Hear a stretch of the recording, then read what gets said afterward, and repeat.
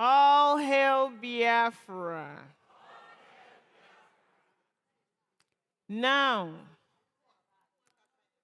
it is our honor, our collective honor, to welcome Michael Rubin from the American Enterprise Institute to talk to us about issues relating our freedom.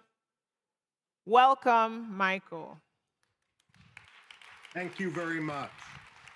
Let me begin by saying... Recording in progress. Let me begin by saying Biafra exists. Biafra exists.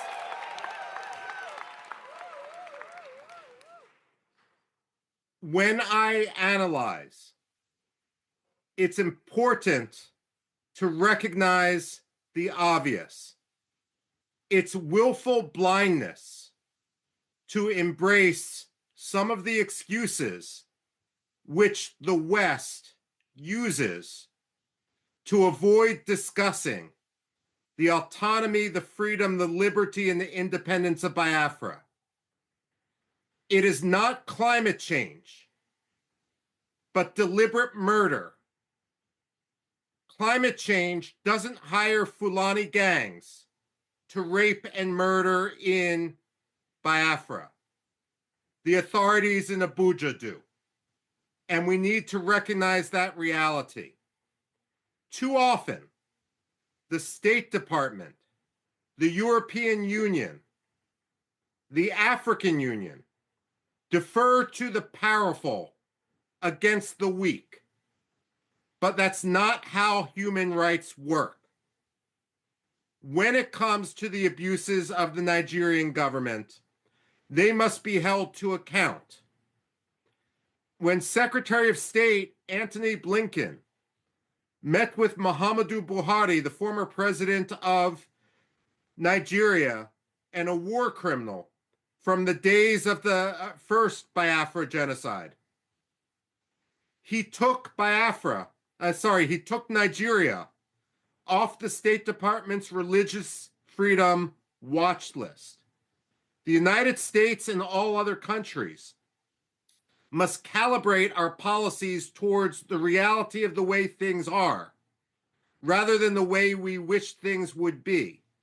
The fact of the matter is, on any watch list for religious freedom, Nigeria should be on its blacklist. It should be its worst tier, because reality cannot be ignored, nor should human rights of all those in Biafra be swept under the bus. Frankly, if Nigeria spent as much energy hunting the perpetrators of violence against the Igbo as they do pressuring Finland to punish the free speech of Biafra's leaders, Nigeria would be a much better place. Unfortunately, rather than reform, rather than embrace liberty, rather than embrace self-determination, Nigeria seems to embrace transnational repression. And that is why all Biafra activists in Finland should be free. Now, a lot of people will look at Biafra and say, you know, we've never heard of Biafra. That reflects their ignorance and their ignorance of history, rather than the necessary reality. But then you will have some naysayers who will say, why are you declaring independence, redeclaring independence in Finland rather than in Biafra itself? And again, that reflects an ignorance of history for those who might criticize. After all, Czechoslovakia declared its independence in Washington, D.C., right near where I sit now. And no one suggested that the Czechs and the Slovaks didn't deserve their freedom. The fact of the matter is, when one faces a lethal threat and lethal repression, you need to assert your freedom wherever you may be, but that doesn't forfeit your rights to your homeland. So, when it comes to Biafra, what I see is everything being done right.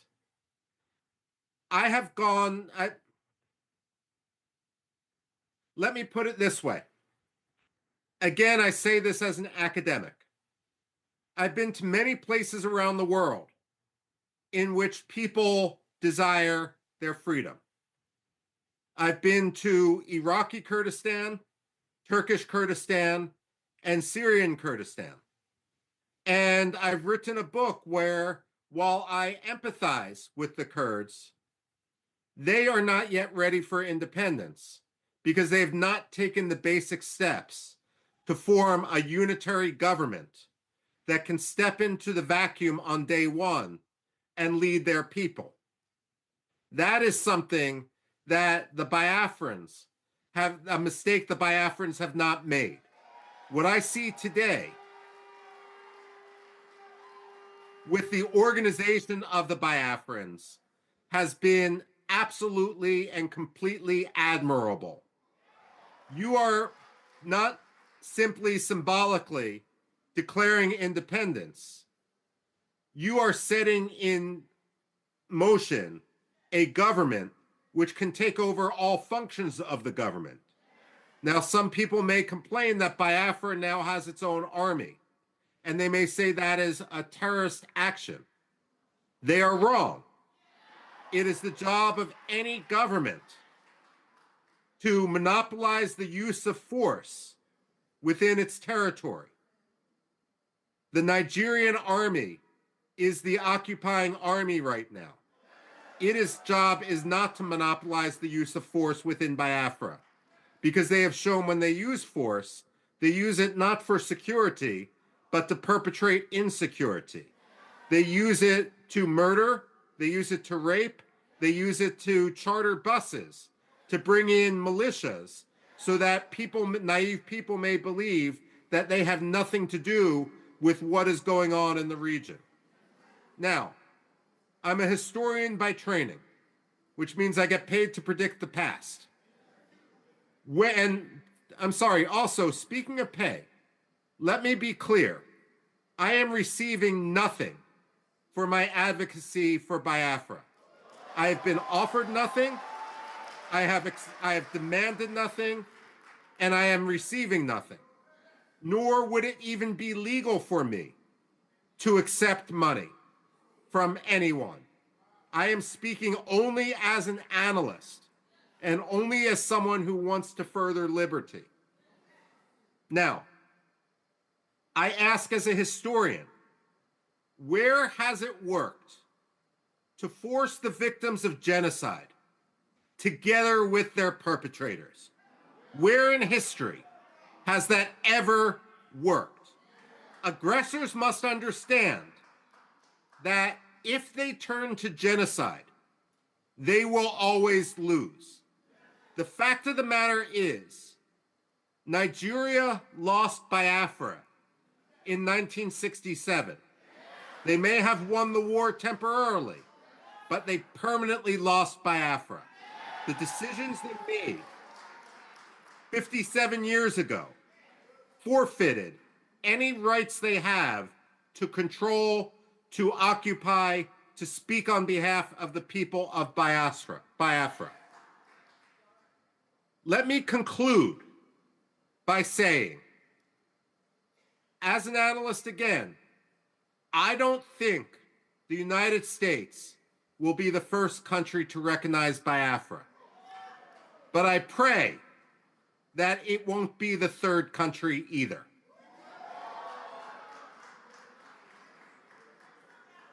Biafra to move from Finland and to lobby vociferously, night and day, in order to ensure that the African Union recognizes that Biafra is already more organized, already more capable of statehood, already will have a higher standard of living, already will be at peace with itself and its neighbors more than many other African countries.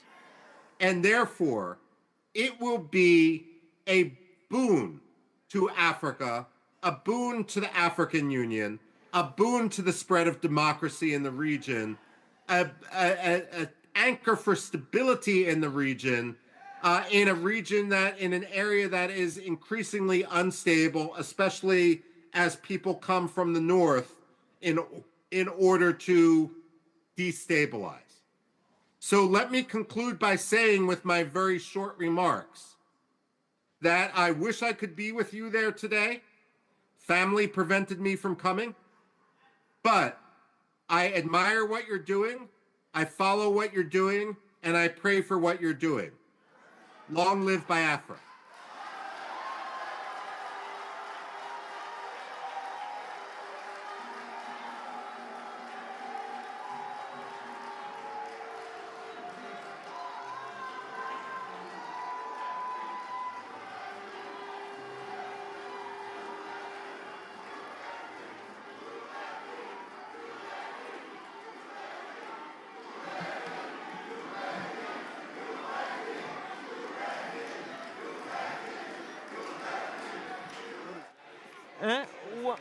I think we Wagazie, yeah. It's okay, now. Okay. Would there be questions for Michael? Let me ask. Hey, Michael, thank you so much. Thank you. Thank you so much. I am sure that they are listening. I am sure that the West is listening. Michael, I am sure the White House is listening. So, Michael, are you open to take one or two questions? If not, yes, absolutely. Okay, thank you. So, does anyone have a serious question for Mr. Michael?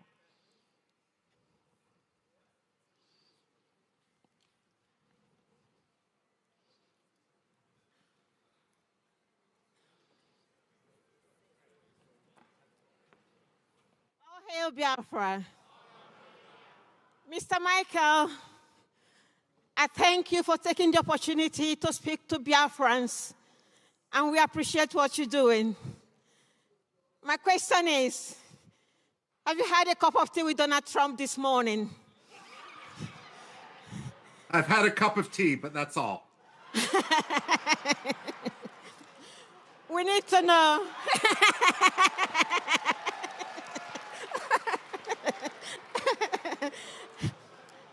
We need to know, with your own experience, what do you think Donald Trump will be saying at this moment?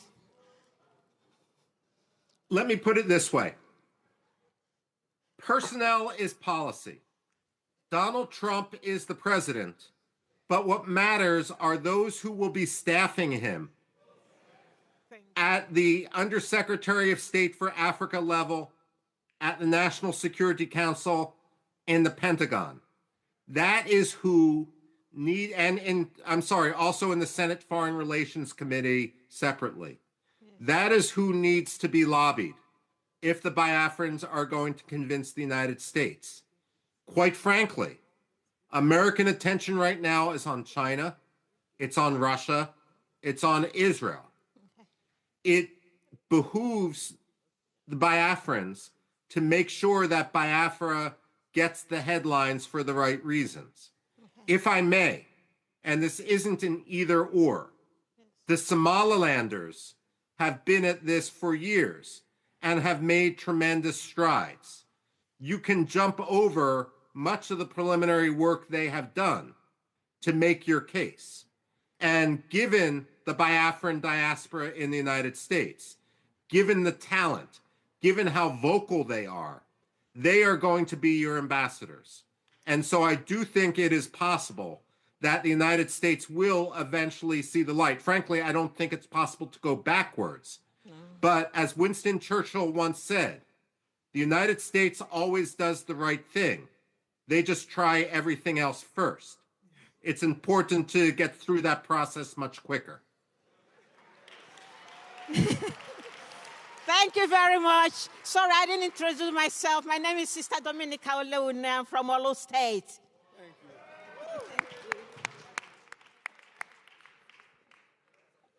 you. Okay.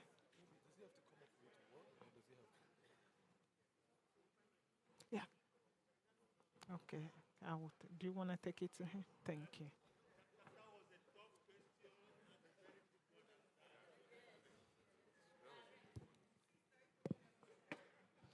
I'm sorry, I wanted to stay down because I thought I was very tall, but let me climb up here.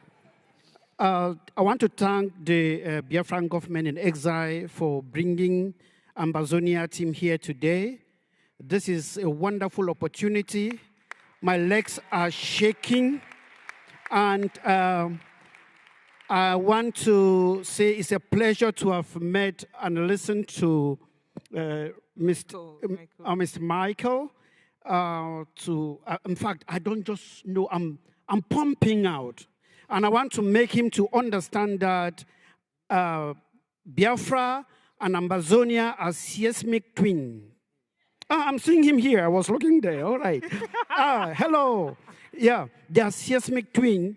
And I just want to ask you if you've also made some research on the genocide La République du Cameroon is emitting in Ambazonia, with the scorched earth policy, burning of villages, amputation, burning of fathers and mothers in their houses. And if that is done, that would be a very, very great thing for me to take home today. And hail Biafra.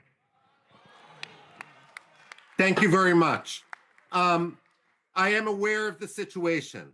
I'm aware of the fighting between the Francophones and the Anglophones. I'm aware, based on the Cameroonian community in the United States, in Washington, D.C., who say and describe how much of a police state it is as soon as they land in the country, how they're afraid to go back. I've been in, I've listened to phone calls that people have put on speakerphone to hear about the situation back home. So I am aware of the situation. Aside from a brief airport layover in Douala, I've never actually been to Cameroon. And I would hope to be able to write more about it in the future. The closest I have gotten is to the Central African Republic. But look, without doubt, this is my frustration with the United States. Africa is the second most populous continent. It is, when I look at the economy of Africa, largely, the fact of the matter is Africa is the continent of the 21st century. And I find it shameful, the difference between the rhetoric of the United States and the reality of our policy. We should not be ignoring Africa anywhere. And that means not only the good news stories, but also the problems, such as what's happening in northern Cameroon. Thank you. Thank you, Michael. Thank you. Yeah, please, do you still have time for a few more questions? A lot of people. Of course I do. Okay, thank you. You won. Just a second. Thank you. Yeah, you can come.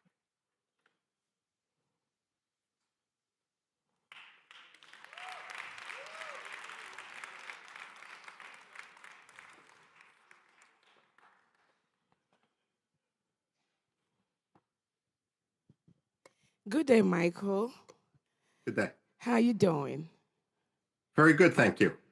My name is Dr. Ngozi Orobweze. I am the Chief of Staff to the United States of Biafra.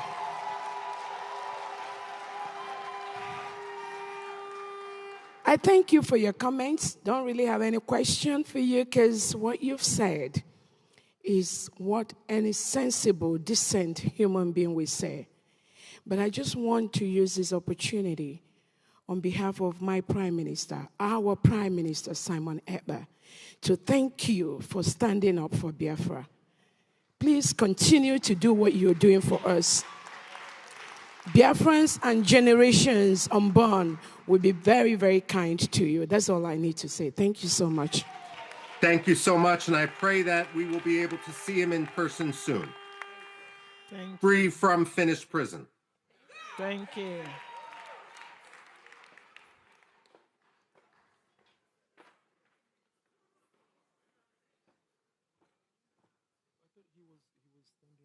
Who? Who? Oh, this one? Okay. So, Michael, we have a young man who wants to speak to you from the perspective of the youth of Biafra. Thank you. Hello, Michael. How are you doing today? Pretty good, thank you so much. That's good. So my name is Chumuchem Anyomre.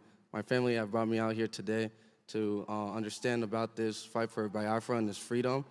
And my question is there any way or any advice that you can give to us to be able to, influence the other young students or young people who want to try and at least contribute or try and help out spreading the word and trying to get a lot of people to get involved with this freedom for our Biafra and everything?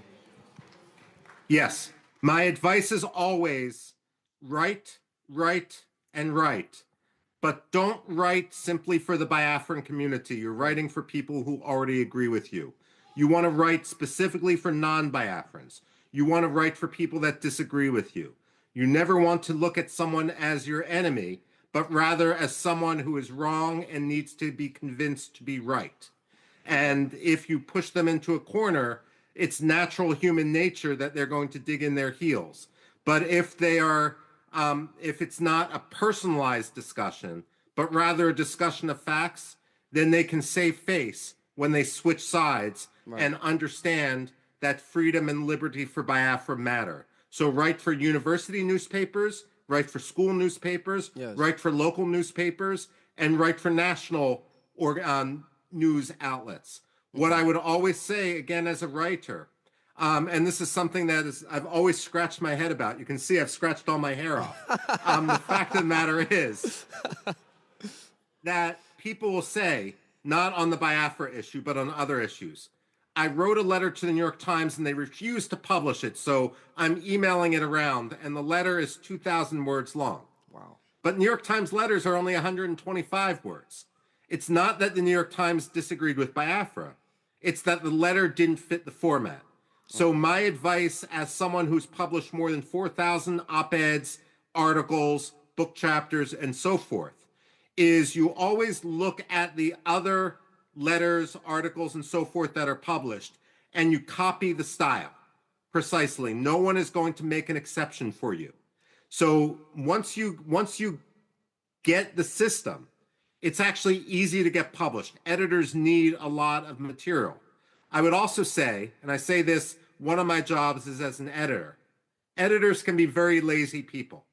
If I have two pieces that come in, and one is already perfectly edited and only takes me 5 minutes to go through, and the other one is a mess and takes me 2 hours to work on, I'm going to go on the one that takes me 5 minutes. Okay. And so it's important that the editor's job isn't to make it publishable. It's the writer's job. But you guys have the content. You guys have the facts on your side. Right. It's just a matter of figuring out how to get them to the public. Okay. And for that, I commend your energy. Thank you so much. Thank you. God bless everyone. Thank you.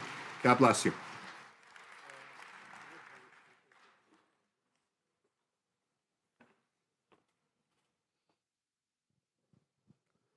Thank you, Mr. Michael, for your support. My question is, why do you think the West, who always clamor for human rights, prefer to partner with these repressive regimes in Africa at the expense of human life? You know, it's a great question. And it's something that's frustrated me in other contexts. First of all, there's two types of it. Let me put it this way.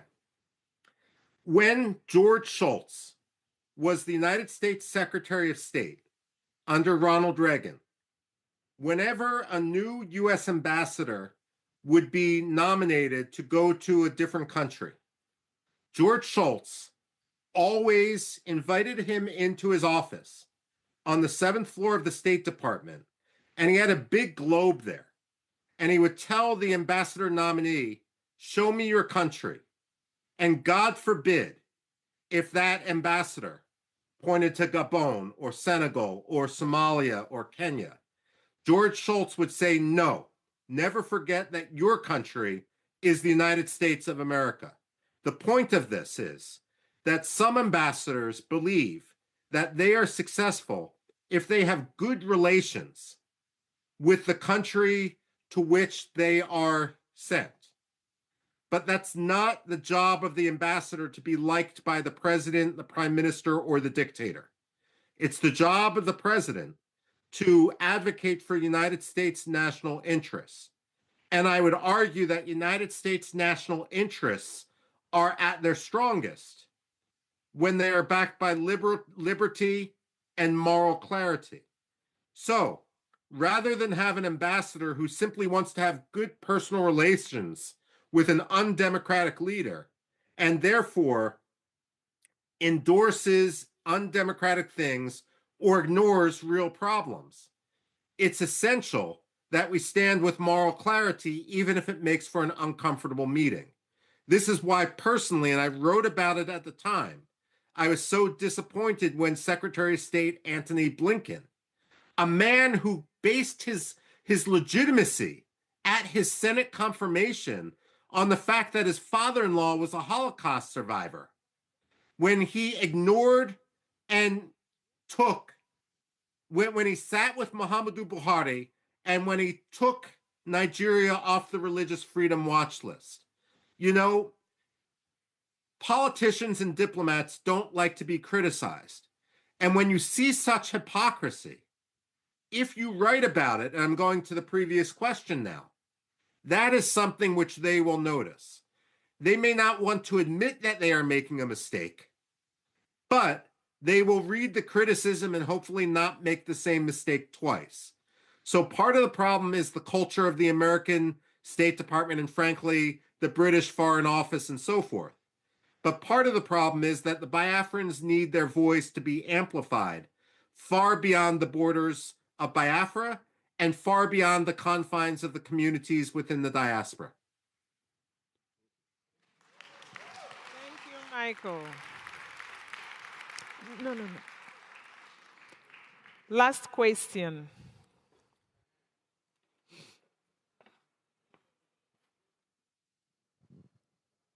Thank you, Michael. Thank you. Yeah, we really appreciate you.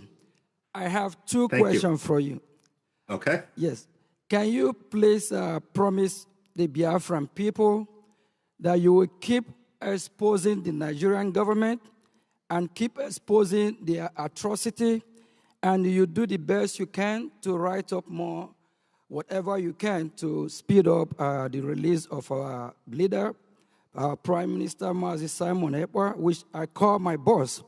I came across one of your tweets. That was really good. We appreciate you. Please promise the Biafran people that you will keep helping us in fighting our cause. We look up to you, and we believe that you know what we are fighting for, and we really appreciate you. And can Biafran people hear from you? If we can, we hold you accountable with your word that you will always be with us. Yes. The short answer is yes. The longer answer is the American Enterprise Institute is a nonprofit. I am given the authority to write about whatever I want. There is no pay to play. I am not a lobbyist. I accept no money for my writing. I write based on the principle of what I see, with an effort driven only by me to pursue and to try to change American policy to what I believe would be more just. And therefore, when it comes to me, you don't need to worry about any contract running out or anything like that. That's not why I'm involved. And again, I will never accept any money from a Nigerian. I will never accept any money from a Biafran. I will never accept any money from a lobbyist. I'm doing this because it's right, and therefore I will continue to do it. It's a publisher perish world for an academic, and I'm hooked on the Biafran cause. Thank you very much. One more again, Congressman Jim Moran, which I know you know, and He's our lobby, and we actually have an alliance here with us as well. Can you as well promise Biafrans that you will work closely, I know, with your, what you're doing, and Congressman Mora and alliance, they'll be doing a good job, that you work closely with them as well to bring justice for Biafran people. Thank you. If I may just say, I've testified in Congress before Jim Moran when he was in Congress. And the congressman and I disagree on everything. It wasn't a pleasant hearing for me, and it may not have been a pleasant hearing for him. But, you know, sometimes principle unites. And whatever disagreements we may have on other issues, they don't extend to Biafra. And it's a pleasure to work with allies wherever one can find them on any side of the aisle. Biafra should not be a partisan cause in the United States. It should be a cause of principle, and therefore I know that we will continue to work towards a common goal when it comes to justice and freedom and liberty for Biafra. I commend Jim Moran for what he's been doing because partisanship doesn't come into play with it. Thank you very much.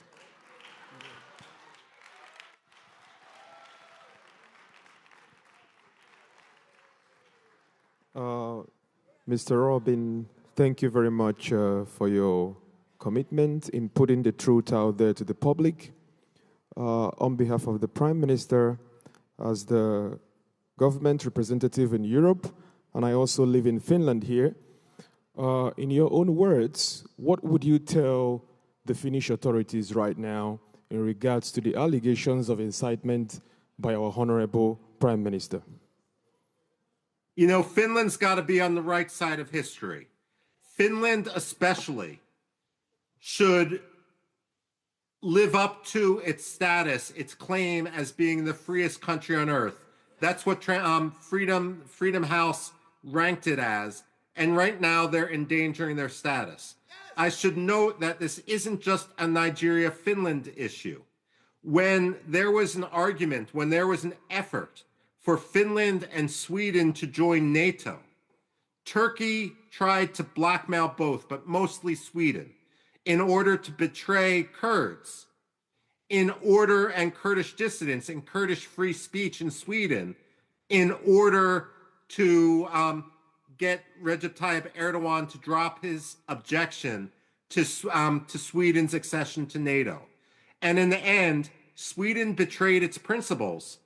And Recep Tayyip Erdogan, while he allowed Sweden in NATO, gratuitously humiliated Sweden. Finland should not allow itself to be gratuitously humiliated by a country that violates religious freedom, by a country that violates democracy, by a country that has been guilty of genocide. Finland must be better, and they must recognize that they should not be an arm of transnational repression.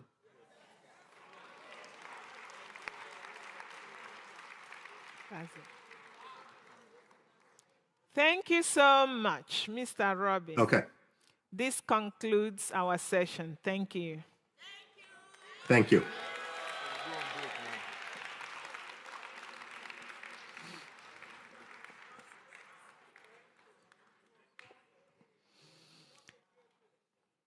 Biafrans, we say, wow.